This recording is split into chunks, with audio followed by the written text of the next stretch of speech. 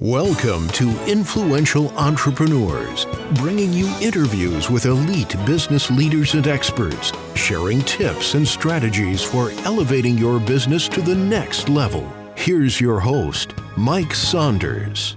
Hello and welcome to this episode of Influential Entrepreneurs. This is Mike Saunders, the Authority Positioning Coach. Today we have with us Kerry Morris, who's the founder of HonorShield. Kerry, welcome to the program. Hey, Mike, good to be here. I'm looking forward to talking with you because anything with the word honor is exceptional. I'm looking forward to what you do with that. But before we dive into how you serve your clients, tell us your story. What's your background and how did you get into the financial services industry?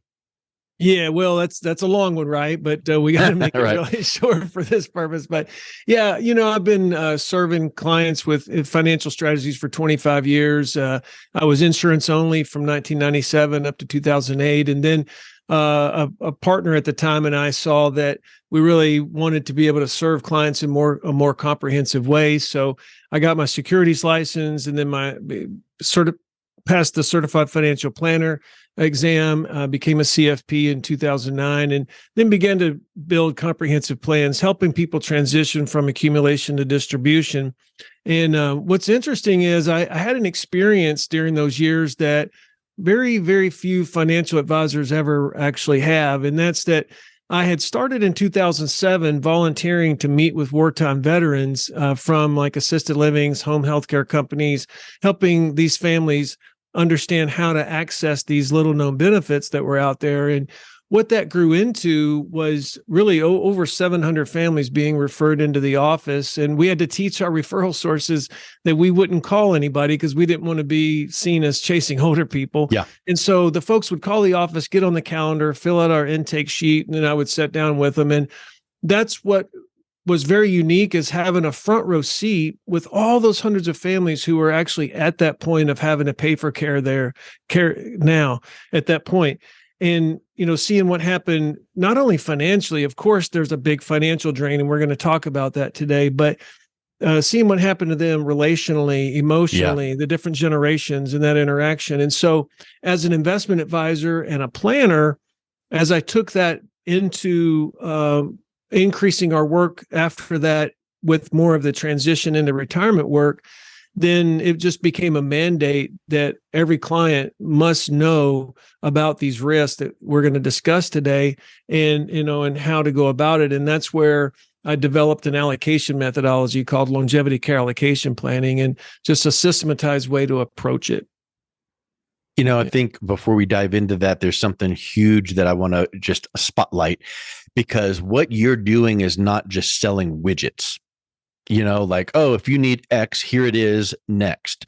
You are working with people and making a difference in their lives, and really generationally, because when your clients are receiving this benefit, their children, their spouse, their extended family are feeling that benefit because it's relieving financial worry and doubt in their mind. And I think that is such a spectacular thing because, we talk about some financial, we've got to do that too. But boy, it's almost like, emotional insurance, so to speak.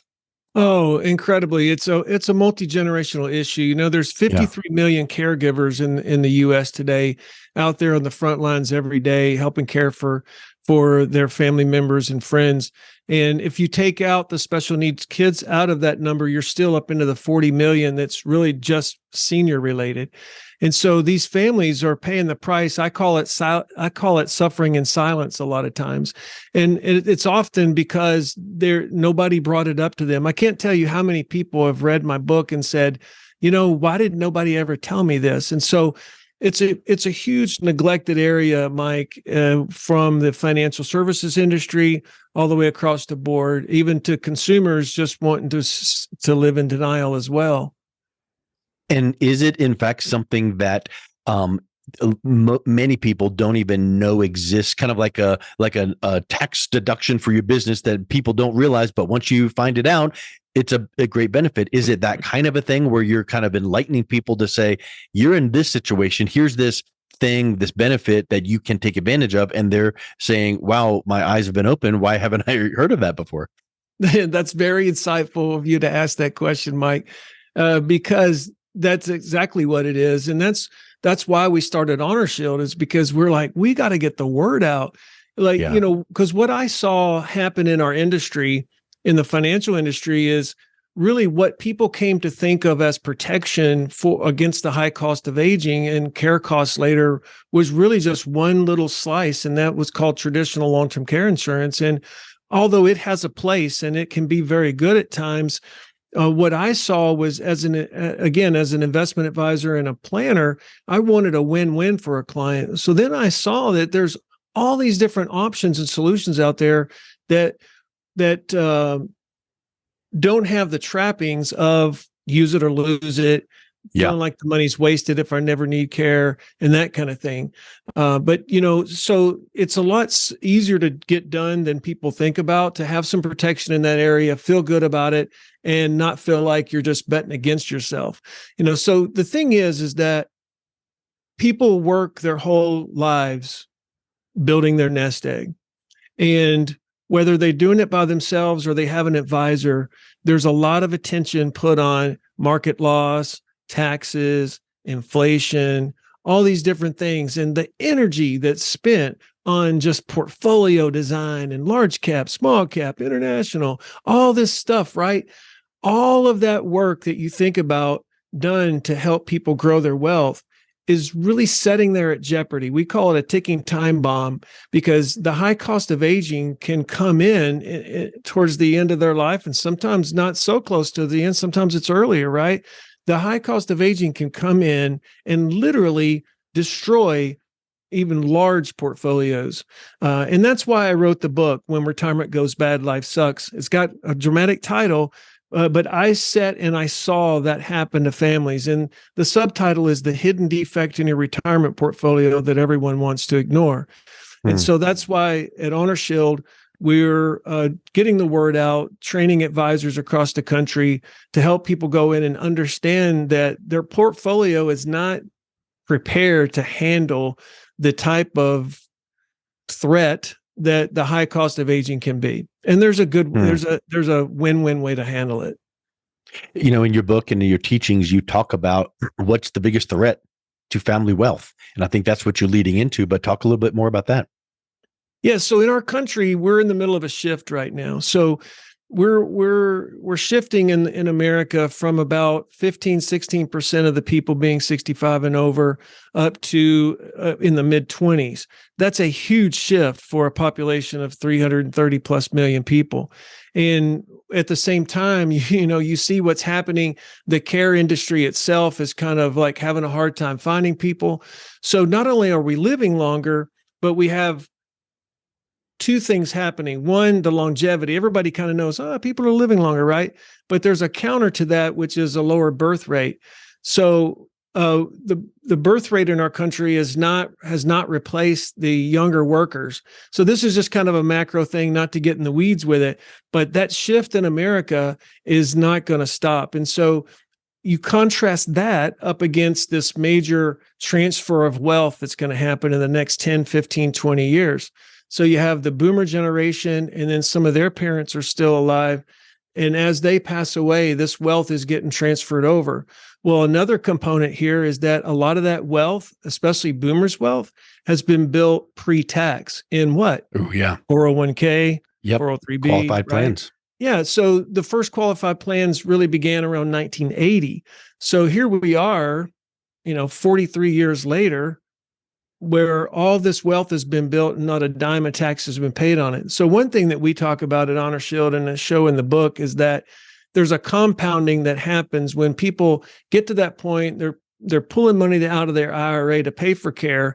Now, not only do they have the math working against them in down markets, they're pulling money out. And then they have to pay extra taxes, and then the care cost is going up, and all that adds up. For example, I show in the book where $1 million with just a conservative 3-year example winds up at the end of 3 years at $428,000 just from $88,000 a year of care costs 3 years in a row, with the market fluctuation in there, a little income coming out and paying the taxes.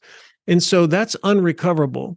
And so that has the biggest threat to this transfer of wealth from one generation to the next being impacted because people aren't prepared. And the thing is, it's really easy to actually get prepared.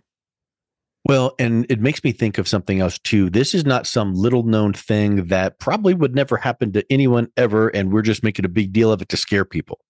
There's statistically a great chance that this is a need for many people. So talk a little bit about, the chance that you might need to deal with this. That's right. So if you picture yourself kind of sitting in a room with 10 people or 100 people, maybe you're sitting in church with 100 people, then 70 of those people, if you look around you, there's 70 of those people statistically are going to need some type of assistance of another person on a regular basis.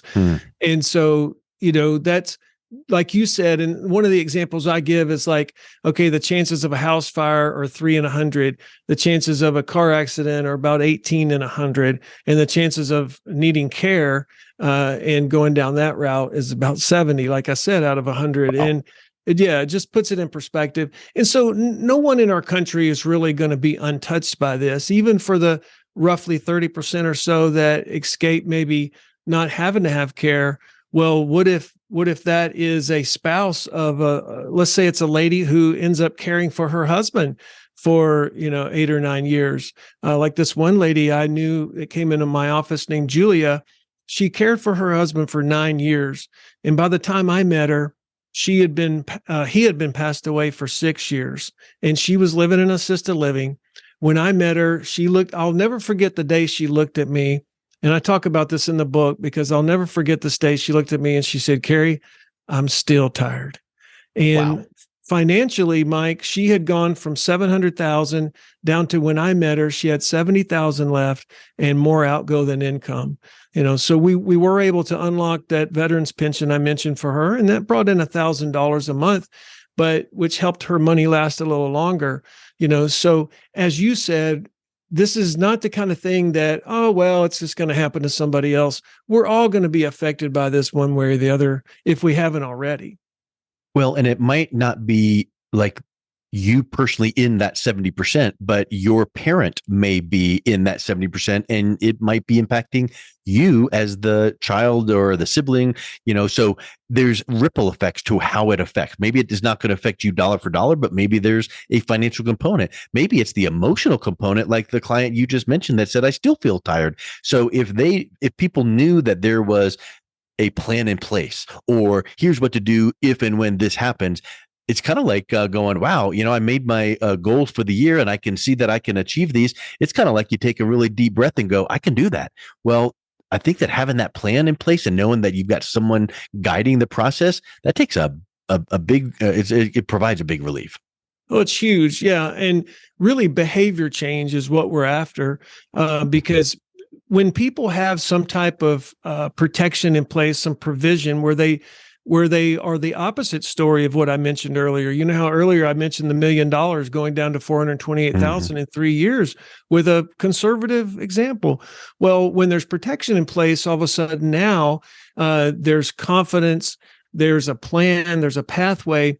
And when that happens, people make better decisions. That's what I mean by behavior change. Like I watched it over and over happen with all these families, even unlocking the thousands and what ended up overall millions of dollars that we were able to help unlock for wartime veterans and their widows and their families.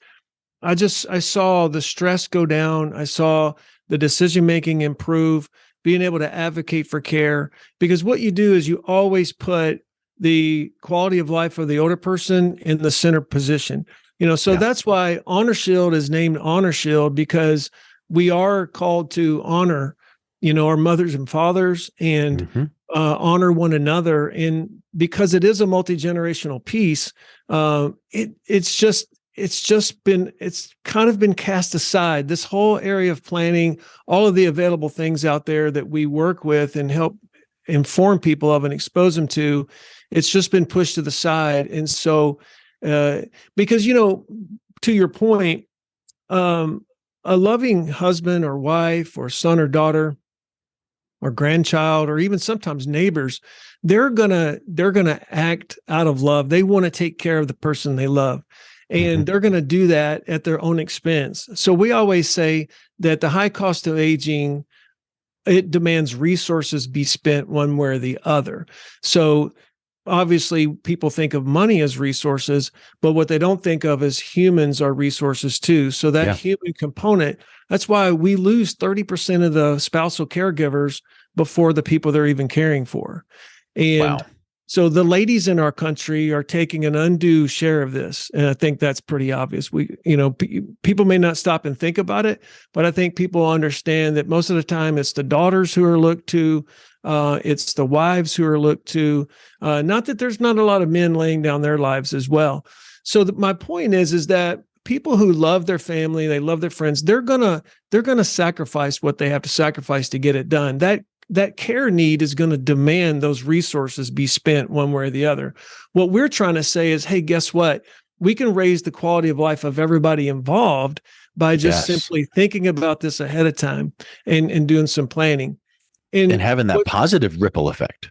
Absolutely. Absolutely. Now that's why I have a chapter in the book that talks about being a care manager, instead of a caregiver. So it's about mixing and matching that. We can still take care of our loved one. But then being that care manager, I like that play on words or that twist, because a caregiver is that action word. I've got to give this care. A care manager might mean that I'm not actually doing it all, but I know who needs to do it, and I know the plan, and I'm making sure that it's getting done. That's a whole lot less stress than the one caregiving and having to roll up their sleeves and get her done. Absolutely. So it's just really multifaceted. And, the other book that we have is called Financial Survival for Families in the Grip of Dementia. And it's more of a toolkit book, I call it. It's packed full of strategies and solutions and ways to go about it. When Retirement Goes Bad is built out of around 4 stories, and with these wisdom chapters in between. So between the two, it helps us understand the issue, understand the problem, and then have some direction to go about it. That 70% number is staggering, but it is that pretty ringing broad. In your ear? It really is. It's like, let's get back to that thing, because it's broad, but who is this threat affecting the most? Who it's affecting the most is, well, that's a hard question to answer, because it's really affecting spouses, I would say, more than anything. Well, and where I was thinking too is, isn't it true that females tend to now live a little longer than males statistically? Absolutely. So, so you mean demographically, who's it affecting the most? Yeah. Yeah. So definitely affecting females. Really, I think let's turn that question just a little bit. And I think the reason why you asked the question and you're feeling that way is because of how prevalent the onset of like early onset Alzheimer's, all the dementias, things like that. With that longevity you talked about, with the ladies living longer generally, then that we're seeing more dementia all the time. And that's why we wrote the book and called it Financial Survival for Families in the Grip of Dementia. Not that book can't help people if it's not dementia, but the point is that our ladies are taking the brunt of it, like you said, but it's really just affecting everybody. And so, really, the reason why you see me kind of step back on that question, and I talk about this in our seminars and things, is that there's really no predicting how you're going to age. And so I talk about that, like we can do all these, we can certainly do things to keep ourselves as cognitively sharp as possible. We can work out, we can eat good, and we should. We need to do all those things. It's going to give us a better shot, right? But there's no way to predict if someone's going to have dementia and have a loss of function because of that, or a stroke. The heart doctors are doing really good these days, but how often do you still hear of a stroke coming out of nowhere for somebody, right? Yep. So there's really no way to predict who and when, and that's why you just have to be prepared. No different than you would never consider having your home uninsured against fire or some of these other things that are a lot less likely to occur but you know what that would do to you financially if that happened, and then the emotional and relational trickle down from there. Yep, 100%. So obviously, we've kind of talked about this issue, and I don't want to dive in too deep because I think what's the solution would take 4.5 hours, and then we're just getting started. But from a 30,000 foot view, what are some things that people should consider when protecting themselves from this threat? Yeah, well, just mainly consider that there are ways out there to look at it like any other allocation in your portfolio. So most people during their lives, they've said, okay, I want to have a 60-40 stock bond mix. I want to have, and so I'm using that as an example, but the solutions that we use actually aren't at risk in the market at all. They're actually principal protected and safe. And that's one reason why we call it Wall Street's dirty little secret, some of these dynamics that happen.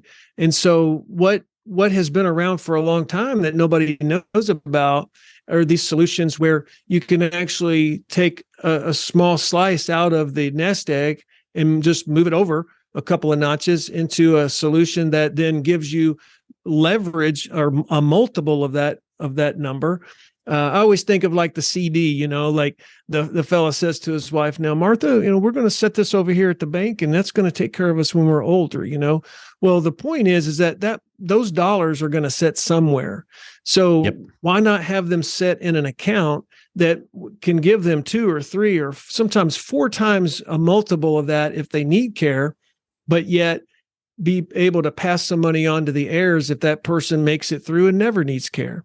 Like my 97-year-old grandmother, she passed away. She was working in her greenhouse the day before she passed away, didn't feel good that night. And we said goodbye to her the next morning, and so she was one of those that made it through. Well, how comforting it is to know that if she had one of these solutions in place, that it would have, her money wouldn't have been wasted. And it's just a smart way to go about it. So that's a huge point that you bring up. And let's pause there for 2 seconds because I want to hear your next point. But there are too many things out there that we pay on a monthly basis, and it's a cost. It's not an investment. Right. And that cost might not ever, let's think of it like this. How many times have we bought a stove, dishwasher, or refrigerator, bought the protection plan? That's a cost. And then the thing didn't break. So we never used it.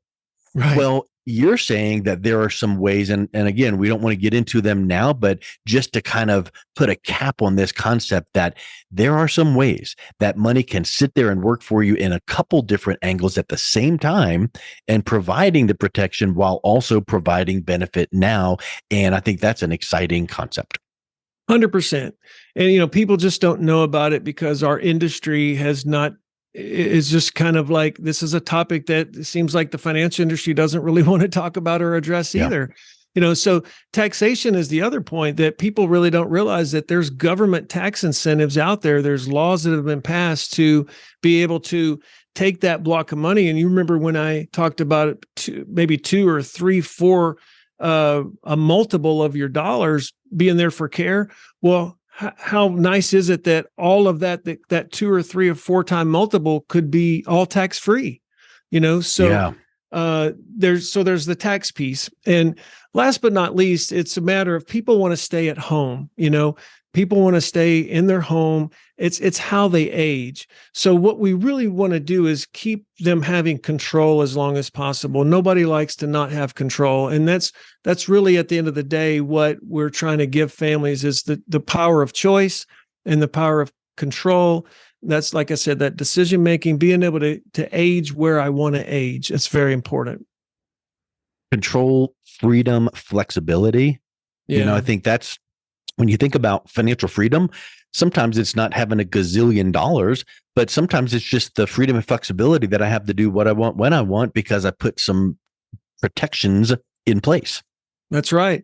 I had a client review just this week where they literally scheduled that appointment because I had put one of these solutions in place literally 13 years ago, and they were getting to the point where they were starting to use a board with Post-its to remember stuff. Like, it was so cute talking to them, and they're traveling, they're doing great and having fun, but they're so self-aware, Mike, that they called me and we went over everything. They wanted to know, make sure they knew all the processes and have stuff in place for their kids. She's literally building like a jump drive for kind of break glass, right? If this happens, for her kids, for her 2 boys. Nice. And so I admired them so much for being self-aware enough to say, hey, we're starting to see some of this in our own lives, and we know we're ready financially, but give us a brush up on this. That is the ultimate way to show love regarding legacy planning, which is number one. That's right. Handling it for your own self. Like the lady you just mentioned, her and her husband came to you, they're getting their affairs in order for their own self. But now we're not going to just hope that the kids rustle through this and find that. And you're creating a little jump drive and going, if and when this happens, here's what to do. And here it is, like step 1, step 2, here's our accounts, here's this. And all of a sudden it's like, that is showing love, because how many horror stories have we heard from other people out there every single day that now it's like, man alive, mom and dad passed away and we don't even know where, we can't get into this and we don't know what they've got. And here's this bill. That just kind of wraps everything up in a nice red bow of love. Absolutely. Those legal docs it's just another area that if left undone, then it can unravel a lot of things that unintended outcomes. And so that's why even in our live workshops, our seminars and HonorShield, we have a little section on legal docs in there. We help people realize that, you need to get these done. And so it's included in our conversations because it is that important. So, but it's, everybody's really busy. Life is crazy. Everybody's going 100 gazillion miles an hour.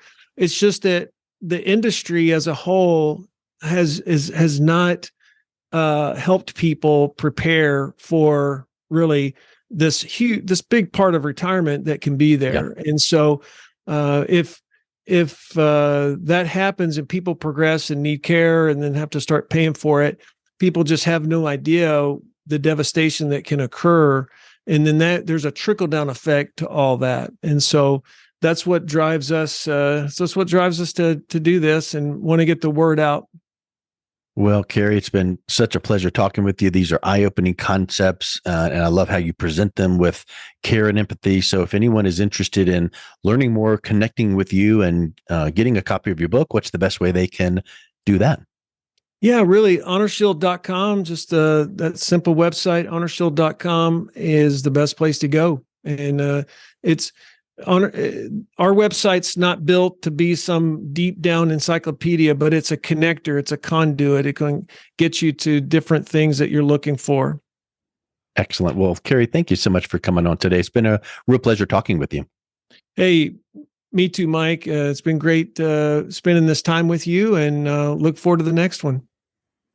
You've been listening to Influential Entrepreneurs with Mike Saunders. To learn more about the resources mentioned on today's show or listen to past episodes, visit www.influentialentrepreneursradio.com.